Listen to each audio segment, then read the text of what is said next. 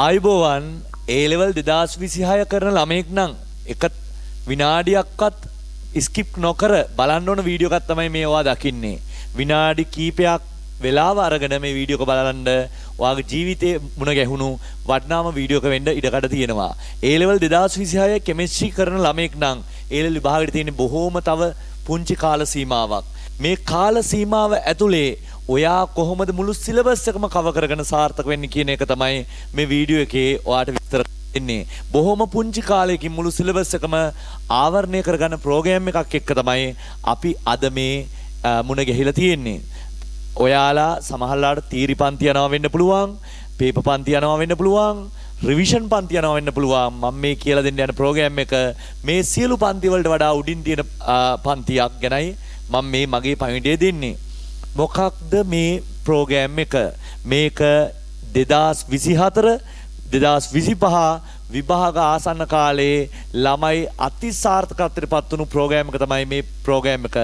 2026 A level විභාගය සඳහා අපි සංවිධානය කරලා තියෙනවා ඔයාලට පේපර් රිවිෂන් පන්තියක්. මොකද්ද මේ පේපර් රිවිෂන් පන්තිය කියන්නේ?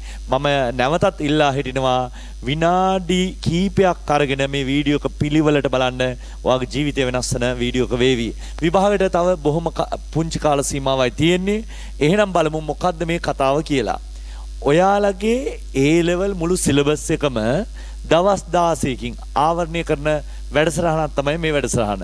මොකද්ද මේ වැඩසටහන? කොහොමද මේක තියරි පන්තියට, පේපර් පන්තියට, රිවිෂන් පන්තියට වඩා උඩින් තියෙන පන්තියක් බවට පත් වෙන්නේ? ඔයාලා දන්නවා ඇති මේ වෙද්දී, නැත්නම් ඕනනම් ඔයාලට වාගේ පහුගිය විභාග ප්‍රශ්න පත්‍ර දින පොත පෙරලා බලන්න පුළුවන්. පේපර් පොත බලද්දී ඔයා හැමදාම දකිනවා මෙන්න මෙහෙම දෙයක්. හැම අවුරුද්දකම එක ඒ ප්‍රශ්නෙට ඇවිල්ලා තියෙන්නේ A level විභාගයේ පළවෙනි පාඩම, දෙවෙනි පාඩම සහ හයවෙනි පාඩමේ අර තියෙන ගුණ විචලන රටා ටික. හරිද? ඒකේ MCQ, ඒකේ කෙටි ප්‍රශ්න 6ක් විතර තියෙනවා. ඊට පස්සේ හැම අවුරුද්දකම එක BC ප්‍රශ්න දෙකට ඇවිල්ලා තියෙන්නේ ව්‍යුහය හා බන්ධන වලින්. හැම අවුරුද්දකම දෙක ප්‍රශ්නෙට එන්නේ ගොඩක් වෙලාවට S ගොනුව, P ගොනුව, සමහර අවුරුදු වල D ගොනුව. හැම අවුරුද්දකම තුන්වෙනි ප්‍රශ්නෙට ඇවිල්ලා තියෙන්නේ KSP PH හෝ වෙනත් ෆිසිකල් ප්‍රශ්නයක්. ගොඩක් වෙලාවට KSP PH. හතර එන්නේ හැම අවුරුද්දකම සමාවයවිකතාවයේ ප්‍රශ්නයක්. පස්වෙනි එකට එන්නේ 5Aට එන්නේ ගොඩක් වෙලාවට ශක්ති විද්‍යාව. එතකොට 5Bට එන්නේ KPKC.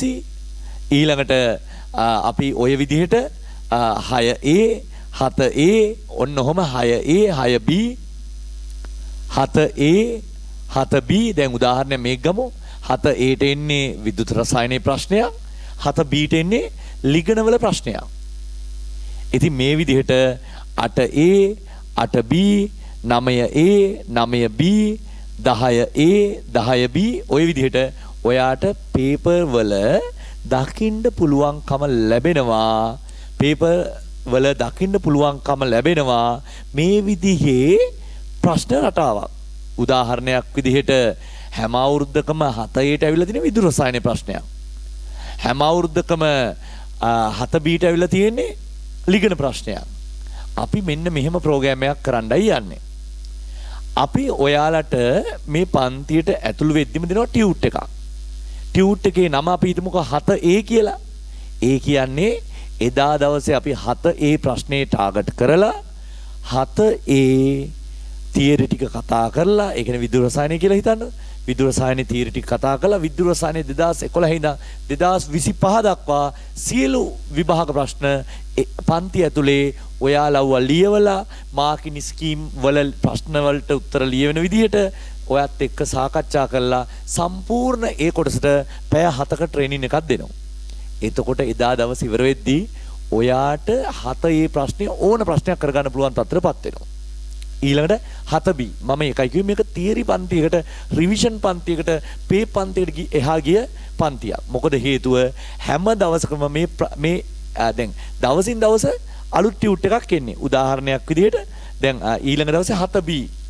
එහෙම A level විභාගයේ ප්‍රශ්න යොමු වන හැම ආකෘතියක්ම සම්පූර්ණ කරනවා. එතකොට තියරි කව වෙලා නැති, තාම හරියට පාඩම් කරලා නැති, කොච්චර විභාග ලිව්වා ලකුණු එන්නේ නැති හැමෝටම වැඩියෙන්ම ගැලපෙන පන්ති තමයි මේක. කොටින්ම කියනවා නම් F එකේ ඉන්න ළමයට, S එකේ ඉන්න ළමයට, C එකේ ඉන්න ළමයට, B එකේ ඉන්න ළමයට ඒකකට යන්න තියෙන හොඳම පන්තිය තමයි මේ පන්තිය. එතකොට මේක අපි ප්ලෑන් කරලා තියෙන්නේ මේ ඊළඟට එළඹෙන්නා වූ සති කීපය තුල මේක සිද්ධ කරලා අපි එක දවසට එක ටියුට් එක ගන්න ඉවර කරනවා. එතකොට එහෙම දවස් 16ක් 17ක් යද්දි මුළු සිලබස් එකම ආවරණය විදිහට අපි ටියුට් සෙට් එක හදලා තියෙනවා. එතකොට මේකේ මොඩල් MCQ ටික කරනවා. එතකොට මේක මතක තියාගත යුතු දේ තමයි මේක ඔයා දකින්නේ කවදා හරි වෙන්න පුළුවන්. ටක් ගාලා එහෙම දැක්ක දවසට ඔයාට මේ ප්‍රෝග්‍රෑම් එකට සම්බන්ධ වෙන්න අවශ්‍යතාවයක් තියෙනවා නම් මෙන්න මේ නම්බර් එකට WhatsApp පණිවිඩයක් එවන්න 0711යි 900යි 909. මෙන්න මේ නම්බර් එකට WhatsApp පණිවිඩයක් එවන්න 2026 පේපර් රිවිෂන් එකට සම්බන්ධ වෙන්න කැමති කොහොමද සම්බන්ධ වෙන්නේ කියලා අපි ඔක්කොම විස්තර දෙන්න. ඒ වගේම මේ වීඩියෝ එකේ ඩිස්ක්‍රිප්ෂන් එකේ තියෙනවා ඔයාලට මේක සම්බන්ධ ගෲප් ලින්ක් එක. එකෙන් ගෲප් එකට ජොයින් වෙලා තව විස්තර ලබා ගන්න පුළුවන්. එතකොට තේරුම් ගන්න ඕන දේ තමයි අපි තවමත් තියරි පොත් අල්ල හිටියොත් මේ විභාගයේ අපිට උසස් ප්‍රතිඵලයක් ගන්න බැරුව යනවා.